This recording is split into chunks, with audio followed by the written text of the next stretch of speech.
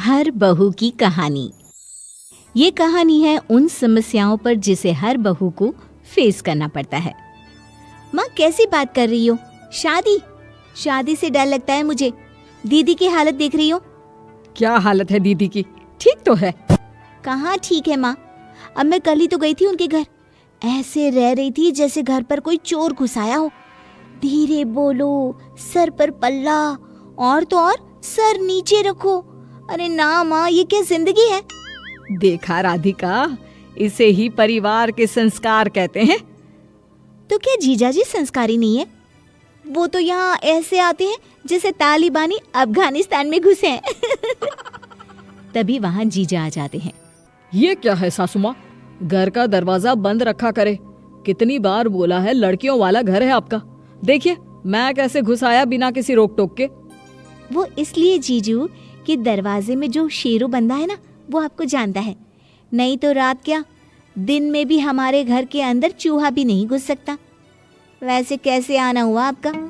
अरे चुप कर, जीजा जी है तेरे, उनका घर है, जब मर्जी आए। बोलती बहुत है ना ये। अरे इसकी जबान बंद करने का इंतजाम करने आया हूँ। सासू माँ, मेरे दोस्त के लिए लड़की ढूंढी जा रही थी।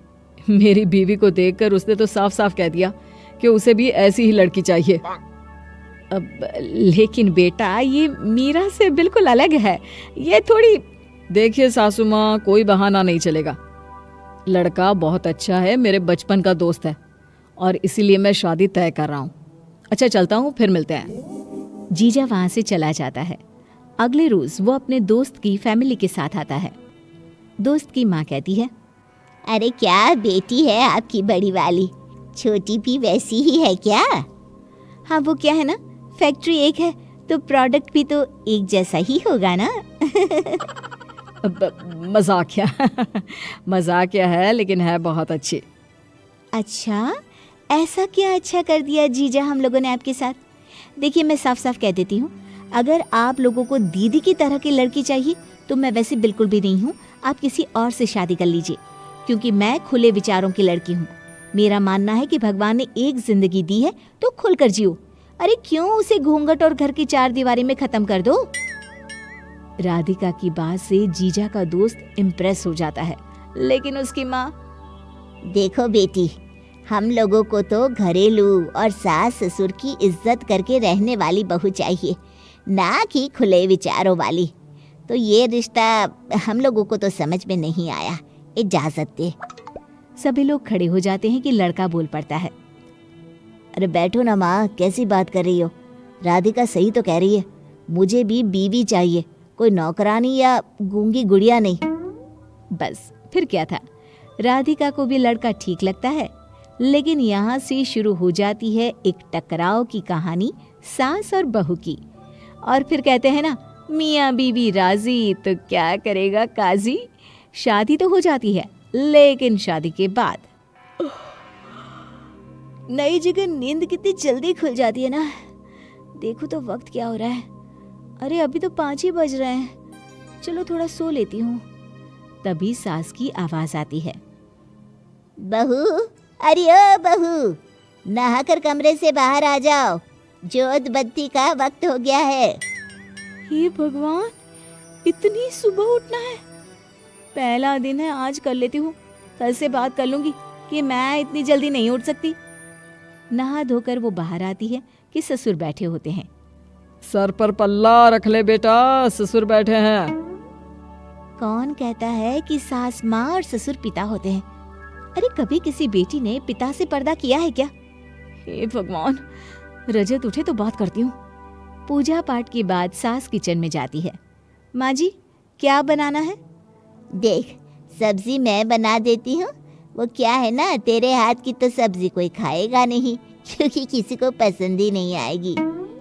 राधिका का मन तो करता है कि जवाब दे दे कि खाना मैं भी अच्छा बनाना जानती हूँ, लेकिन ये घर नहीं, ससुराल है, और ससुराल की कहानी तो अलग ही होती है ना। जी माँ जी, बना लीजिए। वैसे भी नहाने के बाद मुझे बहुत भूख लगती है। पूरा खाना बनाने के बाद बहू टेबल पर 4 प्लेट लगा देती है। सभी खाना खाने बैठ जाते हैं, लेकिन जैसे ही राधिका कुर्सी खसकाती है कि सास बोल पड़ती है, अरे हम लोगों के खाने के बाद खाना खाना है, कुछ कम पड़ गया तो? राधिका पति की तरफ देखती है। कैसी बात कर रही हो माँ? वो क्या इस घर की सदस्य नहीं है? और वो बोल भी रही है ना कि उसे भूख लग रही है। माँ ये बात ठीक नहीं है।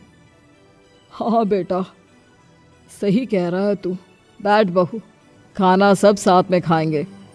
राधिका बैठ जाती है। सास कुछ नहीं कहती, लेकिन सबके जाने के बाद राधिका जब कमरे में आराम करने जाती है तो सास की आवाज आती है जो फोन पर बात कर रही होती है। अरे देख ले, क्या जमाना आ गया है। अरे जो बेटा कल तक हाँ माँ तू सही है, हाँ माँ तू सही है किया करता था, अब बहू के सामने कहता है क्या माँ कैसी बात कर रही है। हे भगवान, ये लड़की ना मुझे पहले दिन से ही पसंद नहीं थी। आधी बात बता रही है, ये पूरी बात क्यों नहीं बताती कि क्यों बेटे ने ऐसा बोला। अरे बहू को बहू नहीं कुत्ता समझा है जो सबके खाने के बाद खाना खाएगी। अरे मायके में तो मुझे सबसे पहले खिलाया जाता था। चल रखती हूँ, महारानी को याद दिलाऊं कि दिन में खाना भी खाना होता है, वरना ये तो सोती रहेगी। सास की आवाज राधिका सुन चुकी थी। वो बाहर जाकर खाना लगा देती है और अपना खाना लेकर कमरे में आ जाती है, लेकिन जैसे ही खाना शुरू करती है, अरे खाना देकर छुप गई हो, और कुछ चाहिए होगा तो कैसे लेंगे, कुछ तो समझना चाहिए। हाँ माँ, मैंने रसोई में ताला लगा दिया है ना, जो कैसे लेंगे आप।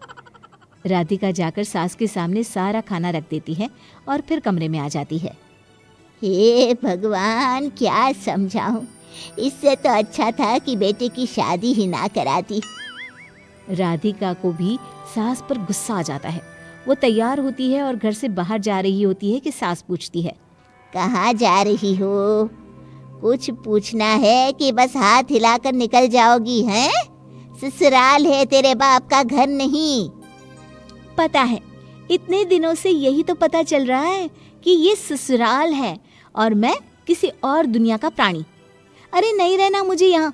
क्या हालत बना दी है एक ही हफ्ते में मेरी। क्या हालत बना दी है, हैं? इंसानों वाला ही तो काम करवा रही हूँ और हर बहू करती है ये काम। हाँ, लेकिन क्या बहू इंसान नहीं होती? अरे जो कल तक सुबह 9 बजे उठती थी वो एक ही दिन में 5 बजे उठने लगे। जो कल तक माँ के पीछे खाने के लिए रोती थी वो सबके खाने के बाद आखिर में खाना खाए। जो कल तक हाफ पैंट टी शर्ट पहनकर लेटी रहती थी वो एक ही दिन में सर पर पल्ला लेकर पूरे घर का काम करे। अरे माँ जी, माना की शादी की है, लेकिन वक्त तो दीजिए। किसी को भी मेरी बुराई कर रही है क्या? जिससे आप मेरी बुराई कर रही है वो आपको रोटी बना कर देने वाली है? नहीं ना? अरे काम तो बहू बेटा ही आएंगे ना। हाँ बहू, तू ठीक कह रही है, मुझसे गलती हो गई, मुझे माफ कर दे। चल हम दोनों तेरे साथ तेरे मायके चलते हैं बस, और शाम को लौट भी आएंगे हम माँ बेटी।